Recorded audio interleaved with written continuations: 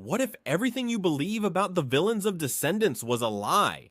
What if I told you their rejection of Auradon wasn't out of wickedness, but from a secret no one dared to see?